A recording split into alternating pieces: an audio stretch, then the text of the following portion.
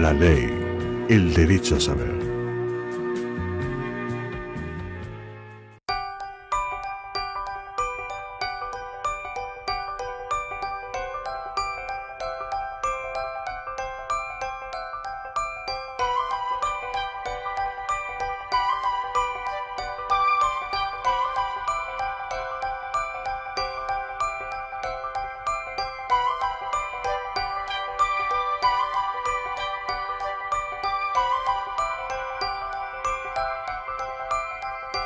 Vamos a asesorarlos un poquito sobre los despidos. Como sabemos, se están dando en la actualidad numerosos despidos, ya sean por vía directa o ya sean por vía indirecta. ¿Qué es lo que es? ¿Qué nos diferencia el despido directo del despido indirecto? Yo, empleador del sector privado, tengo un negocio y lo cierro. Entonces, ¿qué hago con mis trabajadores? Los despido. Le mando un telegrama y le digo, a partir del día de la fecha, prescindimos de sus tareas. El trabajador queda despedido. Generalmente, cuando sucede esto, los empleadores ponen a disposición de los trabajadores lo que es la liquidación final, indemnización y preaviso, que se los voy a explicar al final porque en todos los supuestos las indemnizaciones son las mismas. Por otra parte, tenemos los despidos indirectos.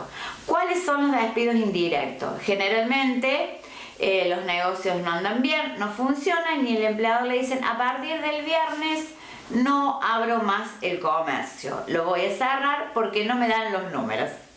Entonces el trabajador no sabe qué hacer. El empleador le dice, mándame el telegrama de renuncia. No, nada de telegrama de renuncia. Si el trabajador manda el telegrama de renuncia, pierde o renuncia, como la palabra lo dice, a todos sus derechos. Entonces, ¿qué es lo que tenemos que hacer nosotros trabajadores? Por más que el negocio le digan que al otro día cierra las persianas, usted se debe presentar a trabajar. Cuando llega al negocio y ve que el negocio está cerrado o no se le permite el ingreso por X causa, no precisamente por cierre, sino porque no lo dejan entrar a trabajar, usted inmediatamente tiene que ir a ver un asesor letrado y ese asesor le va a hacer un telegrama ley, que es gratis, lo manda por el correo, es gratis, y le va a pedir a su empleador que le dé las tareas conforme corresponde y o aclare situación laboral. ¿Para qué? Porque en este caso, que le dijeron no venga más a trabajar, el despido fue verbal. Entonces usted necesita algo por escrito donde se configure el despido. Esa clase de despido es el despido indirecto que nosotros le llamamos. Que también, obviamente, si usted se da por despedido, tiene que cobrar una indemnización por la antigüedad que estaba trabajando y un preaviso.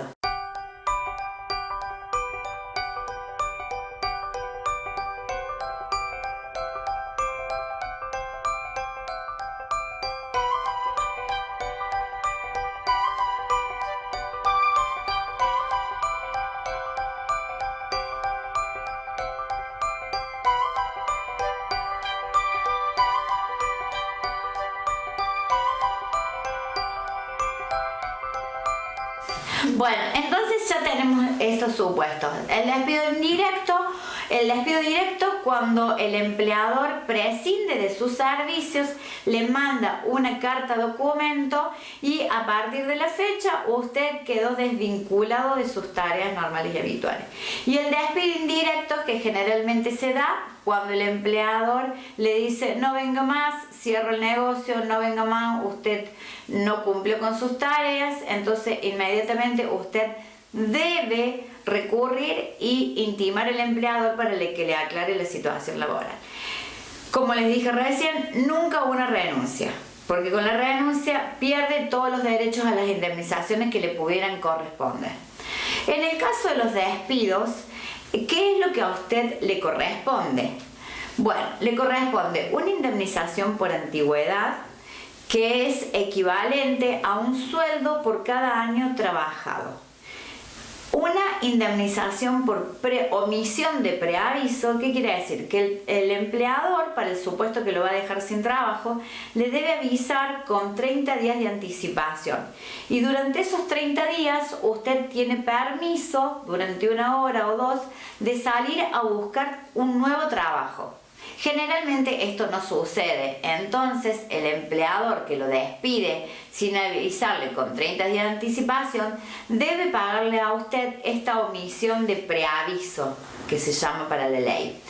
Y le debe pagar, si usted tiene una antigüedad en su trabajo inferior a 5 años, le debe pagar 1 mes de sueldo, y si tiene una antigüedad superior a 5 años, 2 meses de sueldo por esta omisión de preavisarle que le iba a dejar sin trabajo.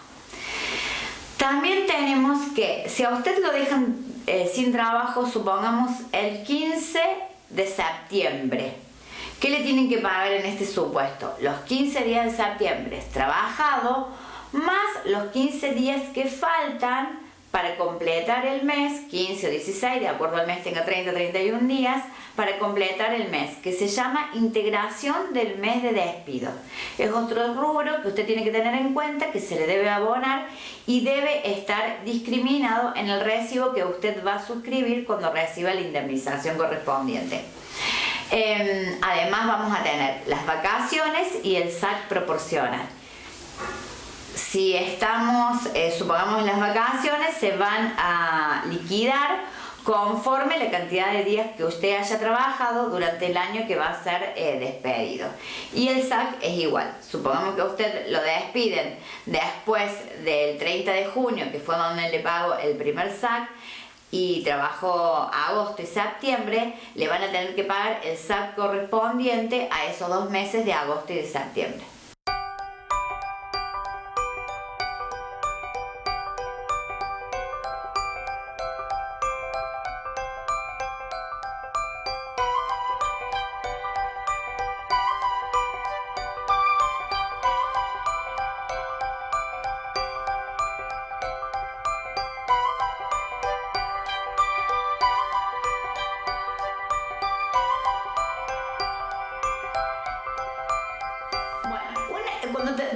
Vamos a tomar ahora el despido indirecto, ese que el empleador le dice a usted: a partir de mañana no viene más a trabajar, o usted se presenta a trabajar y no le dan las tareas o el negocio está cerrado.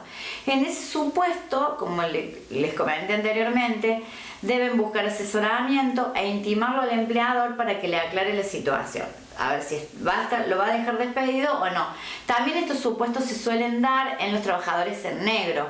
Un trabajador en negro, generalmente el empleador no lo despide por escrito porque digamos que sería una prueba de que usted estuvo trabajando para él. Entonces generalmente en esos casos el empleador le dice: mira, a partir de mañana vos no entras más a trabajar, y usted se quedó con que no sabe qué hacer. En ese supuesto tiene que intimar al empleador para que le aclare la situación laboral y para que la registre cuando está en negro. Y si usted está en blanco y no lo dejan entrar, para que aclare la situación laboral. Digamos que ahí comienzan las intimaciones. Seguramente el empleador le va a contestar con una carta documento. Usted intima por Telegrama Ley, que es gratis. El empleador le contesta por carta documento y le dice, bueno, sí o no, bueno, todo esto depende, si usted está en negro o usted está en blanco, hasta que terminan de configurarse el despido propiamente dicho, donde se toma la fecha de que usted dice, bueno, sí, me doy por despedido, me debe indemnización, omisión de preaviso, integración del mes de despido, lo que les comenté anteriormente. A partir de ese momento, ¿qué opciones tenemos? Tenemos la opción de ir al Ministerio de Trabajo, que es una instancia administrativa previa, que puede ser, no es obligatoria para el empleador, si bien es cierto que el empleador, si bien es cierto que el empleador está obligado, no hay algo que lo sancione por no ir. Se le cobra una multa, pero generalmente cuando el empleador no quiere pagar, no va al ministerio. Entonces, usted puede elegir o va al Ministerio de Trabajo, que eso seguramente se lo va a asesorar su abogado, o directamente inicia el trámite judicial. Una vez que inicia el trámite judicial, presenta la demanda en los tribunales, tiene una primera audiencia. Esa primera audiencia es la audiencia de conciliación, donde se le da una nueva oportunidad al empleador para que le haga un ofrecimiento conforme a lo que a usted le corresponde como trabajador en virtud del tiempo trabajado, del sueldo que tenía y la categoría y las tareas que realizaba. Si en esa instancia el empleador tampoco le hace un ofrecimiento o le hace un ofrecimiento que a usted no le sirve o no es el que corresponde, se sigue adelante con el juicio y ya empieza toda la etapa probatoria, donde usted debe probar todo lo que dice, la relación laboral, las tareas que realizaba y el tiempo que trabajaba. Pero bueno, de eso seguramente ya se encargará el abogado o el asesor que usted buscó para que lo represente en la defensa de sus derechos.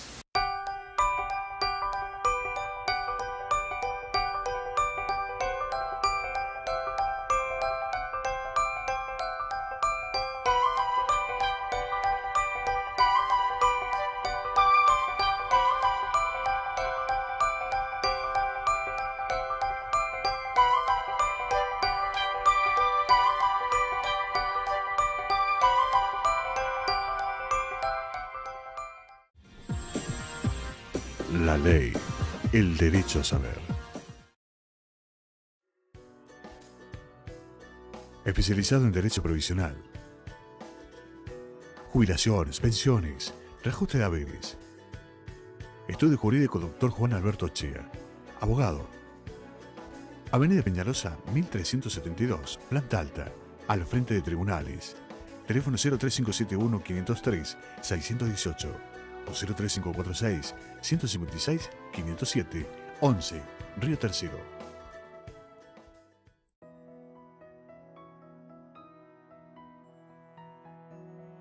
Torres, Garbarino y Rébola, abogados. Soluciones legales.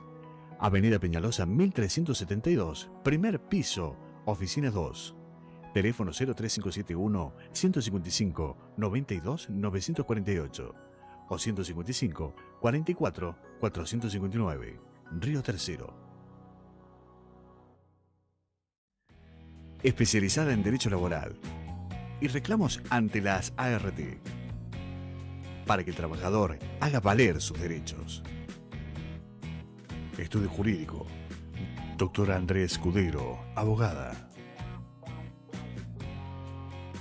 Avenida Peñalosa, 1372, planta alta, frente a tribunales. Teléfonos 03571-503-618 o 03571-156-08-971.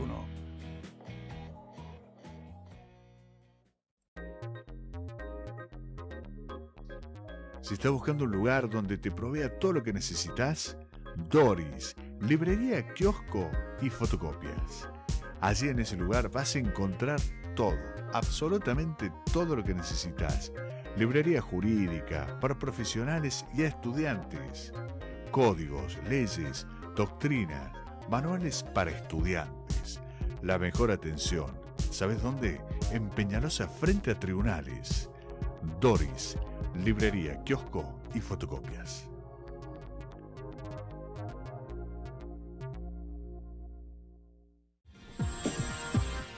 La ley, el derecho a saber.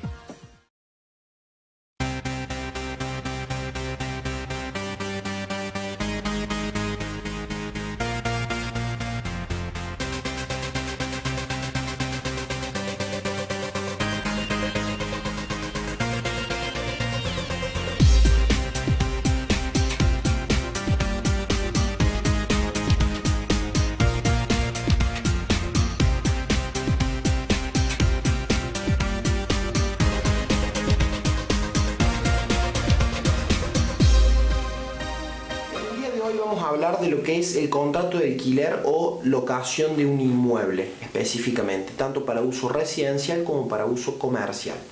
El contrato de locación es un contrato que se tiene que realizar por escrito, es un requisito que establece el Código Civil y Comercial de la Nación. Tienen que haber dos partes bien diferenciadas, que una es el locador, que es quien tiene la posesión del inmueble, y el locatario, quien es quien alquila, quien hace la locación, a cambio de un precio. En la locación y en el contrato específicamente tiene que ser por escrito y tiene que tener la firma de ambas partes. Una de las preguntas es si es necesario que la firma esté certificada. Ese no es un requisito necesario siempre y cuando estén las firmas. La única ventaja de que estén las firmas certificadas por escribano público es que a la hora de la ejecución por cualquier conflicto que exista del contrato no hay una negación de las firmas. Es lo único en lo que beneficia a las partes de que la firma esté certificada por escribano público.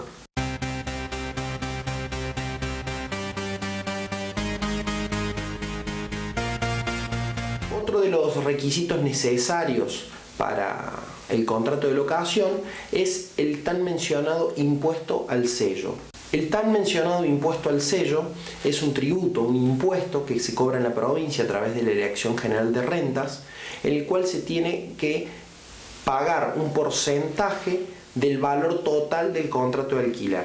En el caso de que el contrato sea para uso habitacional o uso residencial, están exentos hasta cierto monto. Esto se hace a través de la página web de la Dirección General de Rentas, se ingresa, se cargan todos los datos y al final de todo se imprime un cedulón donde se dice el importe a pagar que se tiene que ir a pagar al Banco Provincia.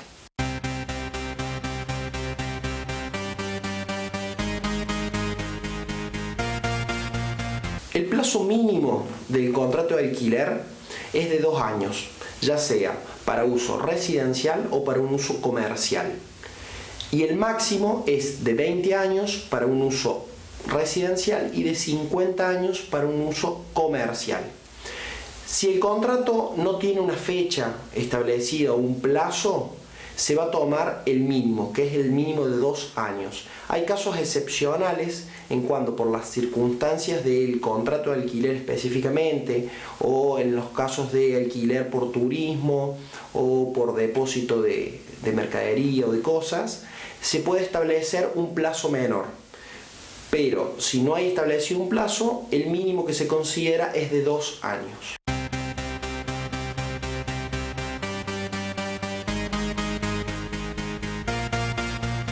El precio a pagar es la remuneración, el valor que se tiene que pagar el inquilino al locador por el uso de ese inmueble. En los casos de uso residencial se paga por mes adelantado, se puede estipular y no se puede exigir más de un mes de adelanto. El precio o la gran pregunta que se hacen la mayoría de las personas es si incluye o no incluye el pago de los impuestos, tanto provincial como municipal. Eso tiene que estar establecido en el mismo contrato, donde las partes se consideran que pueden pactarlo libremente y decidir quién se va a hacer cargo del pago de estos impuestos. En el caso de que no esté pactado quién va a pagar estos impuestos, le corresponde al locador, o sea, a quien es dueño de la propiedad.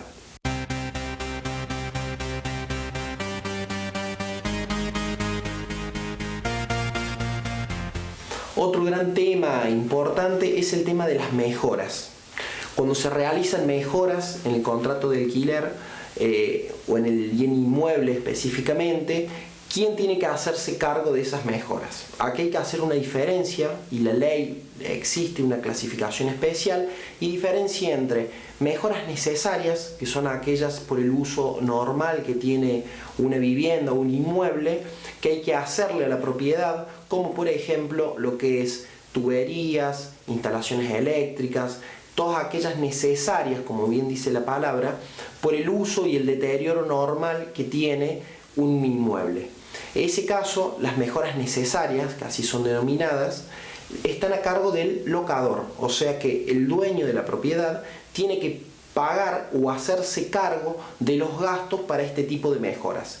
Si el inquilino ha pagado por esas mejoras, puede pedir el reintegro de ese dinero gastado, acreditado de manera fehaciente, a través de facturas y presupuestos, al locador. En el caso de que sean mejoras suntuosas, como por ejemplo la creación de una pileta o poner una fuente en el patio, o sea que no hacen a las cuestiones necesarias de un inmueble, están previa autorización del locador, las tiene que pagar el locatario, porque son mejoras que se hacen y que no son necesarias.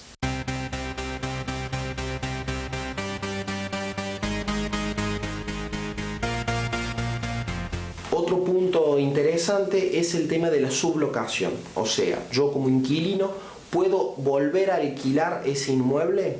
Bueno, lo importante aquí es destacar qué es lo que dice en el contrato. Si el contrato no niega esa posibilidad, o sea, si no nos prohíbe la sublocación, está permitido. Pero que esté permitido no significa que se pueda hacer así sin más, sino que hay que notificar al locador, en el cual tiene de manera fehaciente a través de una carta documento o de una nota simple, y el locador tiene 10 días para contestar si acepta o no acepta esa locación. En la notificación se tiene que establecer a quién se va a alquilar, cuál es el plazo por el cual se va a alquilar, el monto y todo. Si en esos 10 días el locador no dice o no se opone a esa sublocación, se considera que está permitiendo, está aceptando la sublocación.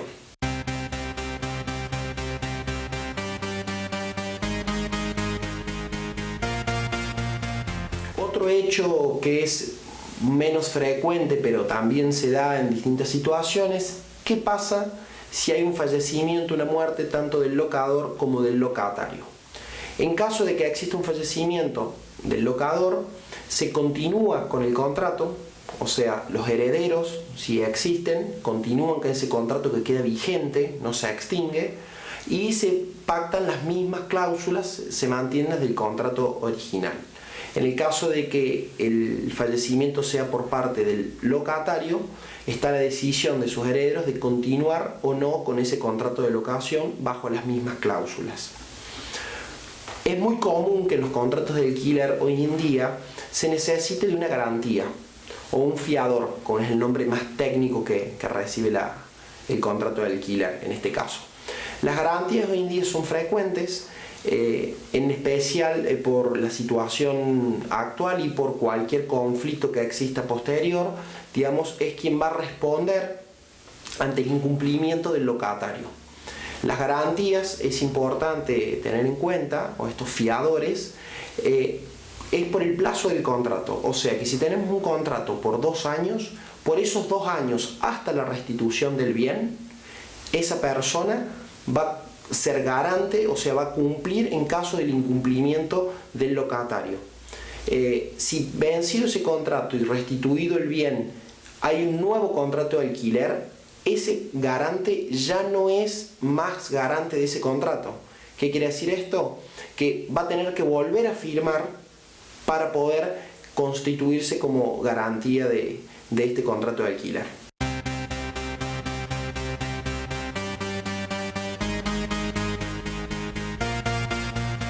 Hoy en día es muy común escuchar o ver en distintos avisos clasificados la prohibición de menores con los contratos de alquiler, o sea, se prohíbe alquilar o no alquilo con personas que tengan chicos a cargo, menores de edad o que tengan animales. ¿Esto se puede? ¿Es legal? Es la pregunta que se hacen hoy en día las personas.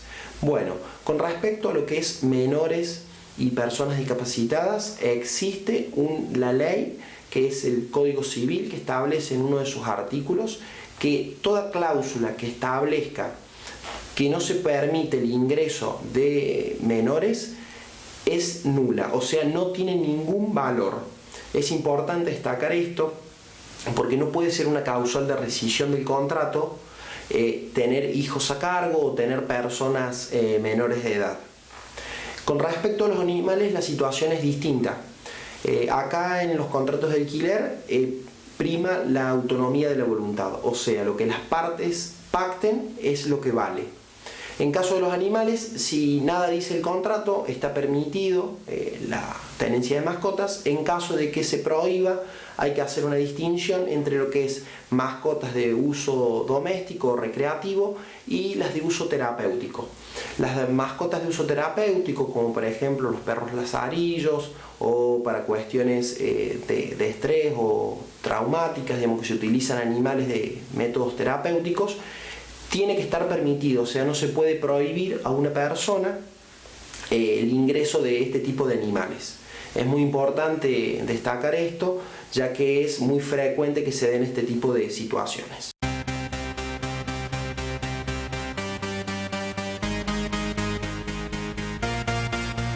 Los métodos de extinción de un contrato son diversos. El primero es por el cumplimiento de un plazo. Vencido el plazo que se pactó, el contrato vence. El otro supuesto es cuando hay una rescisión por parte del locador, que decide no continuar con el contrato, pero necesita que se den alguna de estas causales.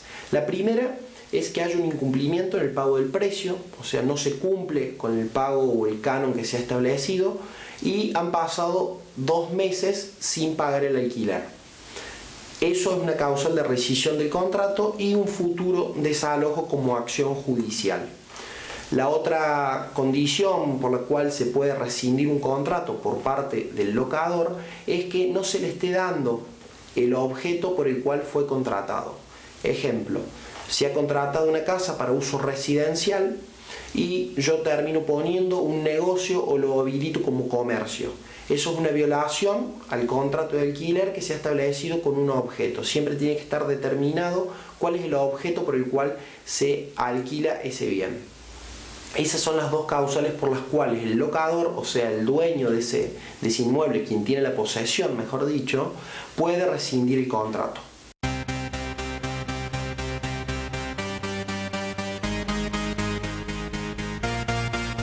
En el caso de la rescisión por parte del locatario, o sea, del inquilino, es necesario, existe un plazo mínimo de 6 meses por el cual no se puede rescindir ese contrato. En ese plazo de 6 meses se tiene que cumplir sí o sí, o sea, se tiene que pagar esos montos de alquiler y luego del 6º mes puede rescindirse previo el pago de una multa que puede haber sido pactada o no. La otra opción es que exista un acuerdo entre las partes. Más allá del plazo establecido, que puede ser antes o después de los 6 meses de alquiler, se puede de mutuo acuerdo, o sea, se juntan las partes y firman un acuerdo en el cual deciden dejar sin efecto ese contrato y se extingue el contrato de alquiler.